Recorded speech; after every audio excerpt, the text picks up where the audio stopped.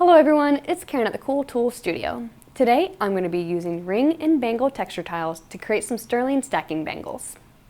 So today I'm working with these ring and bangle texture tiles, and they're a lot of fun because they have different widths. So you can really kind of build a varied stack or make some cuffs and some complementary bangles. They're a lot of fun to work with, and I'm going to be using them today alongside some sterling clay to make these bangles. So in addition to these texture tiles, here's what you'll need. In addition to those ring and bangle texture tiles, you're going to need a rawhide mallet, a round bracelet mandrel, a work surface, and some clay thickness rolling frames. I'm using 2 of each of the 4 cards thickness and the 6 cards thickness. You need a dish for water, a pencil, some needle files, a brush for damp work, a clay shaper, a dusting brush, a wander roller, some cool slip, and sanding pads, fine, superfine, microfine, and ultrafine. You need a tissue blade, some EZ960 Sterling Clay, an extra work surface, a tough card, and some EZ960 syringe. I'm also going to be using the 22 gauge blue tip for that syringe. So the first thing you need to consider when making a bangle is how long is the strip going to be. And these texture tiles are long enough for some bangles, but not quite long enough for larger size bangles.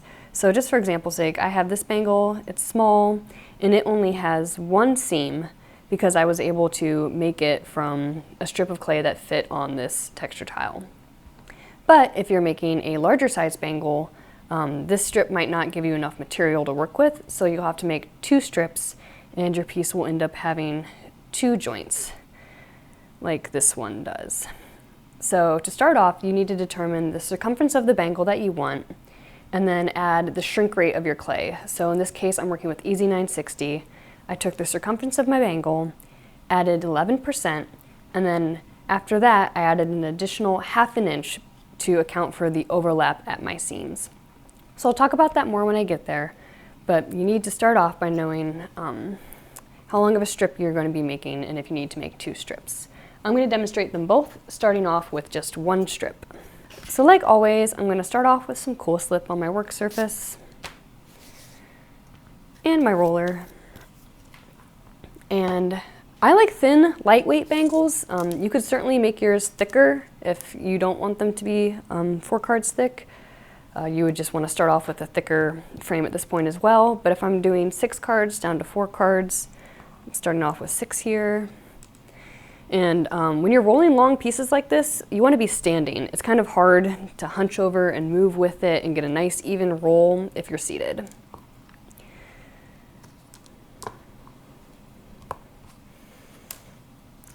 So I'm starting off with a 6.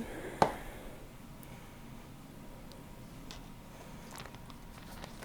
I'm going to be rolling into this one here. So I'm going to get a little more cool slip. And then since there isn't material over here to support the rolling frame, I'm going to bring in another texture tile to rest my frame on for this side. I'm going to set my clay down.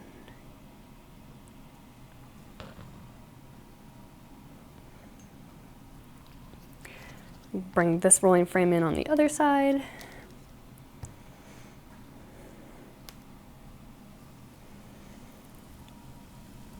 And we're rolling.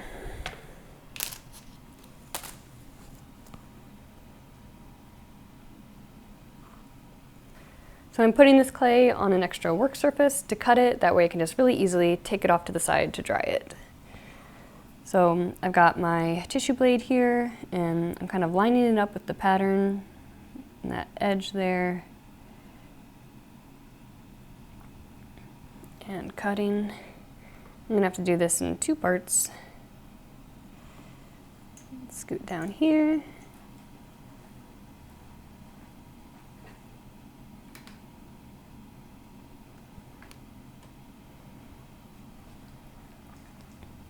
And just 1 more for this end here.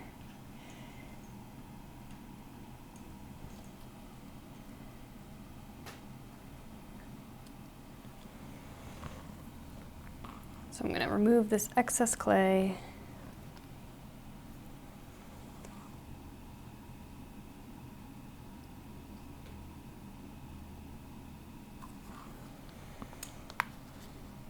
And then I'm going to use this straight edge to kind of line things up before I cut the other side, because obviously it got a little wonky on me.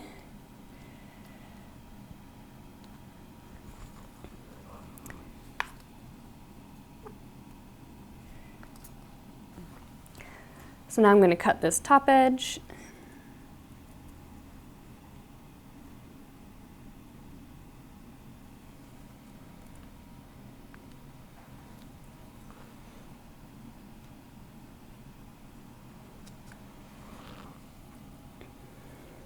And now I'm ready to trim to length. So in this case, this is going to be half of the overall circumference that I need, plus again a 1/4 inch since it's just only half of it. So I'm going to cut it there.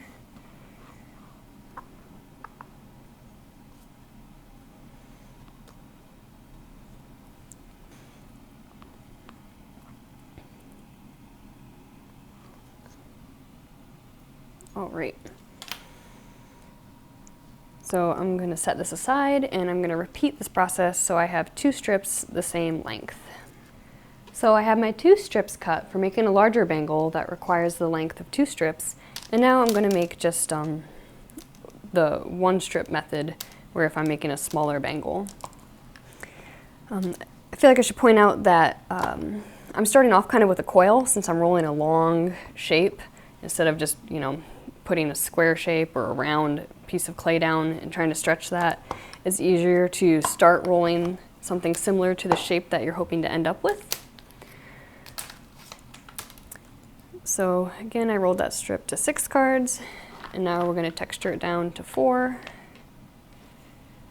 And then this time, since I am going to have some overlap and I really need all of this length, I'm going to start my clay off of the pattern, and I'll be overlapping my pattern onto that point.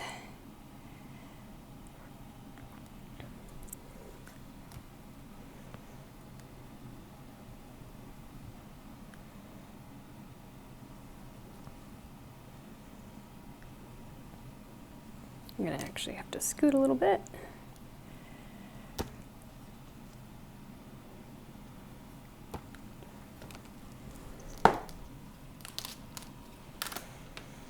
And then, just like before, I'm going to trim up the excess edge on this strip. Once your pieces are cut to size, you're ready to dry them. But this step is important. I'm going to be drying these pieces with heat. EZ960 becomes very, very flexible when it's dried with heat. So instead of leaving them to air dry, I'm going to put them in a dehydrator set to 165 until completely dry. So once your strips are dry, you're going to want to encourage this clay to be as flexible as possible. So I usually start that off by flipping them over and using a microfine sanding pad and just kind of massaging this back surface.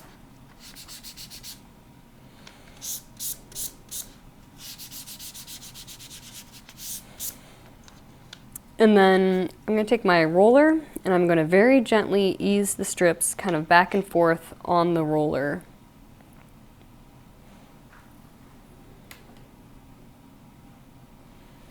To start encouraging it to be flexible. So I'll usually go in one direction and then flip it over and go in the other. And you just really want to make sure you take your time with this and you're gentle, and you want to make sure it's really flexible, because any point where it's kind of rigid is going to be a potential place where it's going to want to break when you're forming it. So by making it nice and flexible, it's going to really accommodate the curves and bends you're going to make, and you're not going to have to worry about it breaking on you.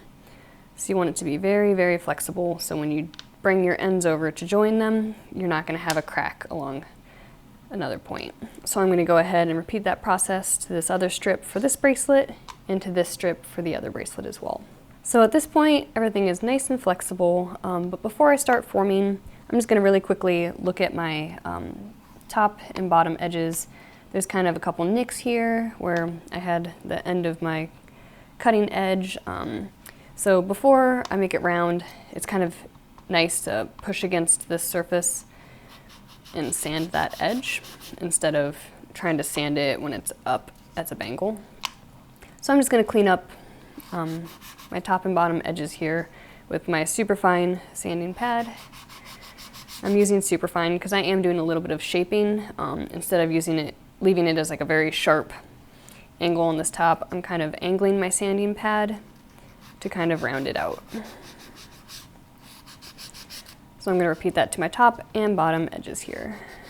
So now we're ready to start connecting our strips to make this bangle, and then connecting the ends for this bangle. And what we're going to be doing is we're going to be creating a hidden overlap seam. So I'm going to be bringing this around and then putting this piece on top of this piece and lining up my pattern there. And I'm going to be removing material from the front of this face and the back of this face so that it can overlap and be one even thickness. So we're going to get started with this one. And you want to have at least a 1/4 inch of overlap. For this pattern, it was really easy to kind of naturally bring over about that size. So on this part, since it's going to the back, I'm going to be filing the front face down. And I'm working on a tough card here, so I'm not scratching up my rolling surface, and so I can easily collect all the material that I'm filing away. I've got a flat face on my file here. And this is kind of just a lot of file and check, file and check. You're wanting to remove approximately half of the material of your strip.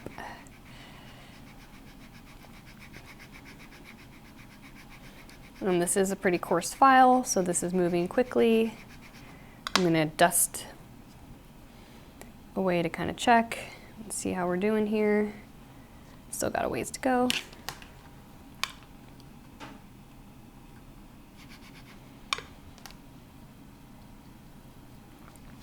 And I'd say that looks like we're getting close, so we're going to spend some time on the other side, and then we'll line things up to check. So on this side, this is going to be showing the front, so I'm going to be filing on the back side of it.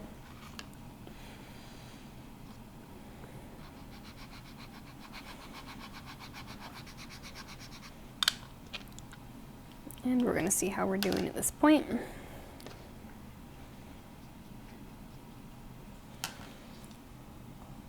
So I'm bringing this around and then lining that up.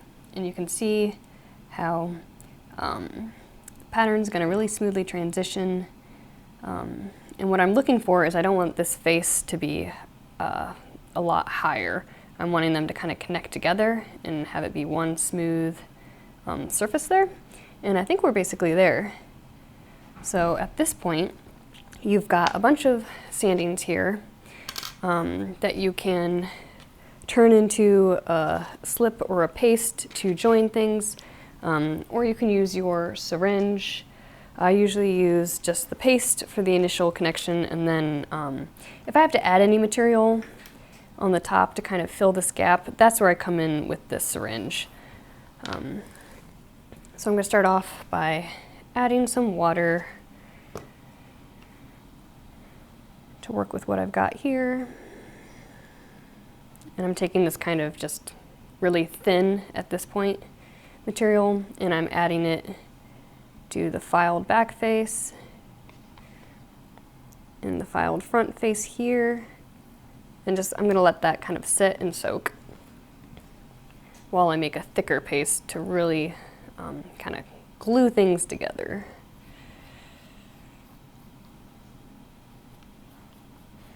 And the benefit to this connection is instead of just a kind of a butt joint where you're only joining, like if I was just trying to make a bangle and just connecting these two ends, I wouldn't feel super great about that connection because the point of contact there isn't nearly as great as what you're going to have with these two edges coming together. And that's why I feel comfortable making a thinner bangle. And it's just a really great way to make a really strong hidden seam for your pieces. So I've got my paste here. You can pick it up with a brush. Clay shaper is also really good for picking up and moving paste like that. And I'm going to apply it to the front here. And bring this guy over, bring it in, and then I'm not going to fuss with it a bunch at this point. I'm just going to pinch down and apply some pressure. Check to make sure I didn't distort it in pinching.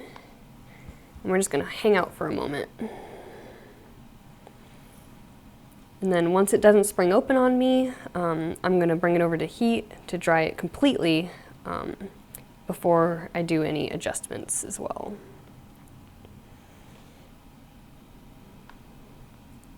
Alright, so we're holding. I'm going to take it off to the side to completely dry, and let's work on this two-parter. So for this longer bracelet, since I needed to make it out of two pieces to accommodate the full length that I needed, it's going to have two seams, but they're going to be made the same way. So I need to decide which face is going to be under and over. This one, I kind of boogered it up when I was moving it around, so I'm going to say this one's going to be under, and then this one's going to be over, so I'm going to mark the back side on this one. I'm just doing this since there's two pieces, just to keep it clear so I don't accidentally file the wrong face. So on this one, I'm filing the back because it's going to go over top of this one. So that means that this one's going to go under. So I'm going to file these guys just like I did the other one and join them. So I've filed both of the ends on both pieces. I'm going to test them out, make sure they look good. That guy looks good. That guy's going to be good too. But we're going to start off with just the first connection, and then we're going to let that completely dry before we bend it and join these ends as well. So we're starting off with this middle one here, just like before. Some kind of murky water to just initially dampen.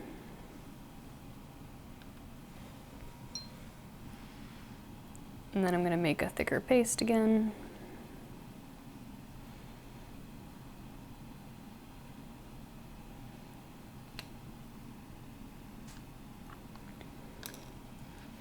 To join these two ends here.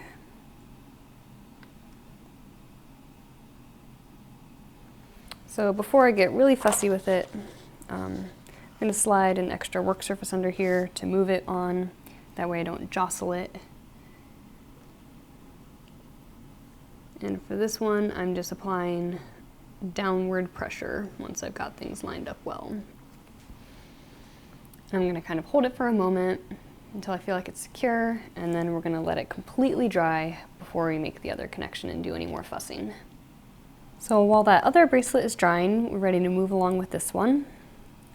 It's connected and joined, but at this point I'm going to come in with some syringe to kind of blend out that seam on both the outside and the inside.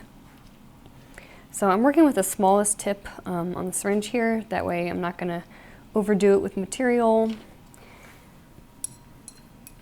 And I'm just going to dampen this inside edge and lay down a line of syringe there.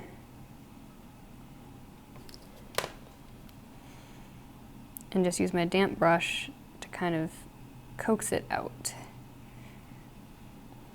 And this is just to add a little extra material to blend that out, and then we'll come back in with sanding pads as well to blend it out with some reduction of material as well. So now for this outside, there's a little bit of a gap there.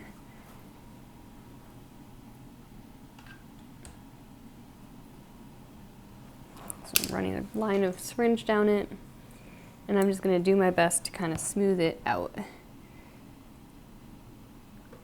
And kind of pushing down and in.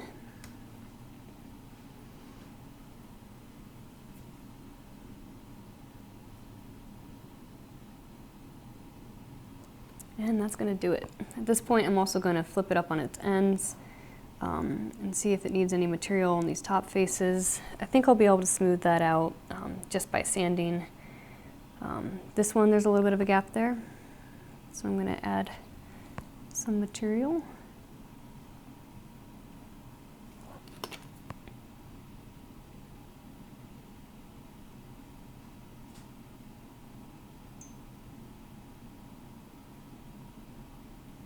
kind of flip it back over to make sure I didn't get any on this top pattern there, but it looks good. So now we're getting completely dry before we finish this up with some sanding. All right, so working on this longer bangle again, this is completely dried, and I'm gonna bring it up on its side and start kind of encouraging it to be kind of an oval shape, because I'm gonna be making my connection here on kind of a long face.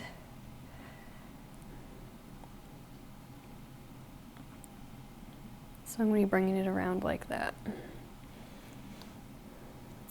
So I've kind of started working it in that shape, and now I need to prepare myself some more paste.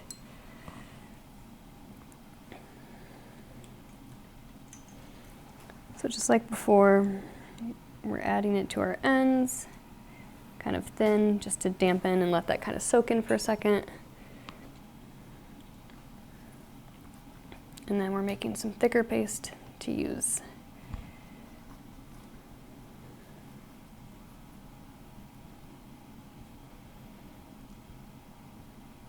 Scoop that up.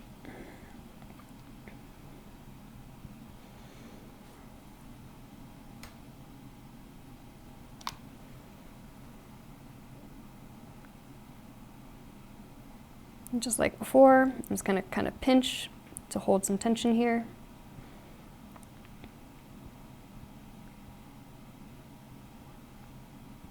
And we're going to go take it off to the heat to dry completely again. So at this point, I'm just ready to do cleanup on both my inside and outside. And then I've got another needle file here that if you were to get some paste or syringe kind of on the inside of any shape, that's why I recommended having this tool. If you need to kind of redefine an edge or something like that. This one looks pretty good, but a kind of pointed tool with a little bit of an abrasive texture to it is good for cleaning up and kind of reestablishing your texture if you lose the pattern at all. But so far things look okay. We'll see if I have to end up using it or not. But I'm going to be using an ultrafine sanding pad on this top face here because I don't want to remove a bunch of material, but I do kind of want to smooth that out. And I'm supporting my piece from behind while I'm doing this. I'm not like holding it back here and pushing down. I want to be holding it close to where I'm working. And I'm just going to blend that out. And when I'm doing this, I kind of make it my goal just to make the seam not be like jarring. I'm not a machine, I'm a human, and I don't mind that my things look handmade.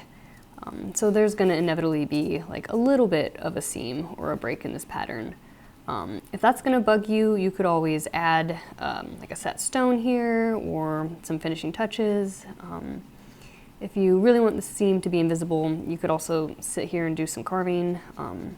But I think it's going to blend very nicely and not be very noticeable. So we're looking pretty good. I'm going to dust it away to kind of check. There's kind of a spot up here where I nicked it earlier with my tissue blade actually. So I'm going to kind of come along that edge just while I'm at it. Smooth that out a little bit. Here there's kind of a space where there's some syringe up. There's kind of a drastic jump there. And to be able to get rid of that and kind of smooth it out, I'm going to use my file to kind of reestablish this edge and point there and take down that extra material. So since I kind of used a file there, I'm going to try to get into that corner with my ultrafine.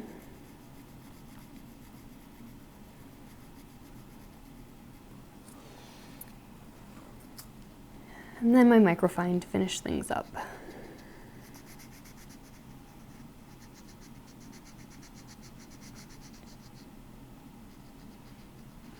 this point, I'm gonna head to the inside here. And just like before, you wanna make sure that you're supporting your piece when you're sanding it. I'm gonna start off with my ultrafine sanding pad. And just do kind of a broad sweeping motion back and forth to kind of remove material and get rid of this little difference in height here.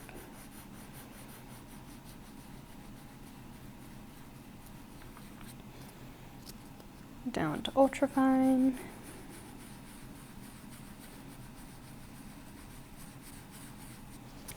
And then microfine to finish this off.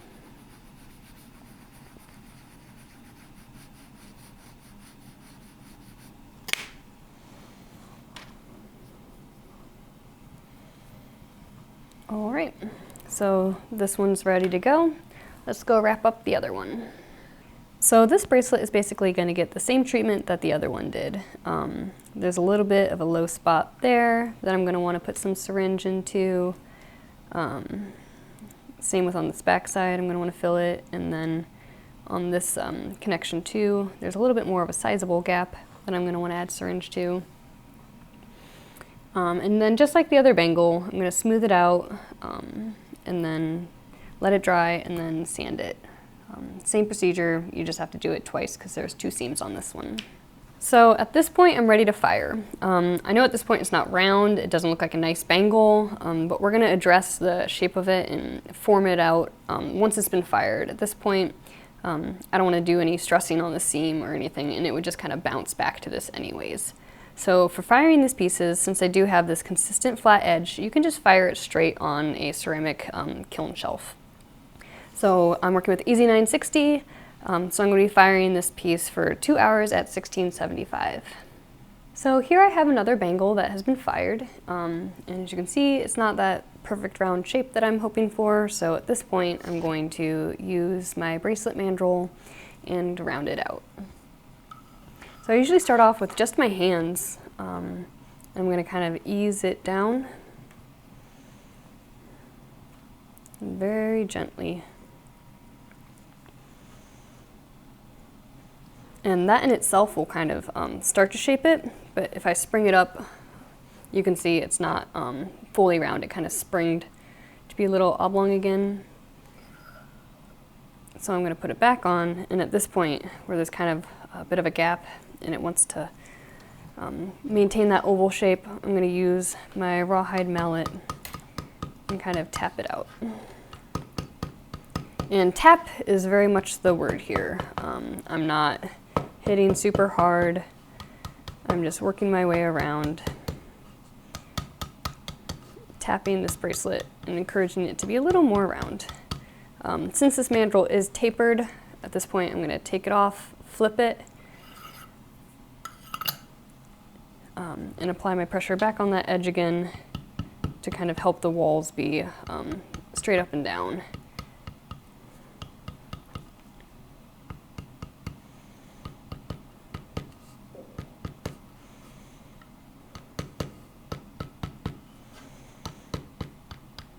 So when I work my way around, you should be left with a nice round bracelet.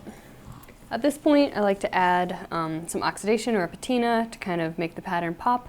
And then I finished up my bracelets by putting them in a rotary tumbler with some steel shot. So here we have my finished bangles. They came out of the rotary tumbler with a beautiful shine, and I'm really happy with how they turned out. So far, I've mostly been working with these thinner strips on the texture tiles, but I'm looking forward to making some thicker bangles as well. I hope that you've enjoyed this video and that the overlapping connection technique that I demonstrated in this video helps you make strong connections in your metal clay work. Thanks for watching.